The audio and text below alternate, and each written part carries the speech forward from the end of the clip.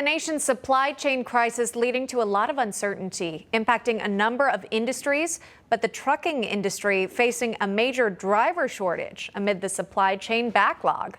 Joining us now to discuss, Jim Ward. He's the president of D.M. Bowman, Inc., chairman of the Truckload Carriers Association. It's a commercial truck driving business. They operate east of Mississippi. Thanks for coming on today, Jim. A serious topic we're talking about, and that's driver shortage. Talk to me about what you're seeing. Well, thank you very much for having me on behalf of the Truckload Carriers Association. And, a lot of people want to blame the issue that we're currently experiencing on COVID, but you have to keep in mind, we went into the pre-COVID with about 60,000 short of commercial truck drivers.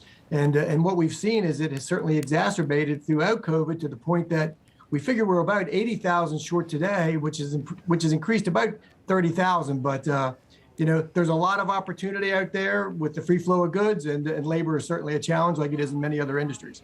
What do you think about incentives? What might encourage people to consider the profession?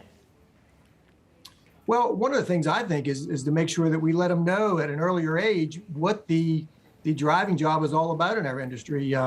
We have started to work with the local high school here in Williamsport, Maryland. I think it's the only program on the East Coast modeled after the California program at Patterson High School, where we are starting with seniors in high school starting next fall to be able to help get them their commercial learner's permit and then transition them to the local Hagerstown Community College for vocational training along with their academics for their associate's degree to get their commercial driver's license so that when they come out of there, they're prepared to be able to drive. So I think that's a piece of it. Mm-hmm. I also think that helping the industry and individuals better understand the technology that we've added to the equipment today and how this equipment is nothing like it used to be many years ago. It's almost like getting in an Escalade Cadillac and driving down our nation's highways, and with all kinds of safety technology around you to help make sure that you're safe and a good neighbor and operating on the interstate with the general public.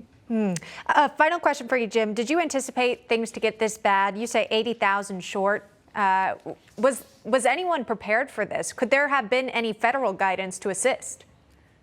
Well, we've been talking about this challenge for workforce development in our industry for many years. And I think we all know that currently there is a bipartisan infrastructure bill waiting to be voted on, which would add several hundreds of billions of dollars to our bridges and our roads to be prepared. But there's also a workforce development portion of it that would allow for the training of about 3,000 18 to 20-year-olds that would allow them to be able to cross state lines and to begin to help feed some of this demand that we currently see. Currently, you can hire 18 to 20-year-olds, which a lot of individuals don't realize, to be able to drive big rigs, but they can't cross state lines.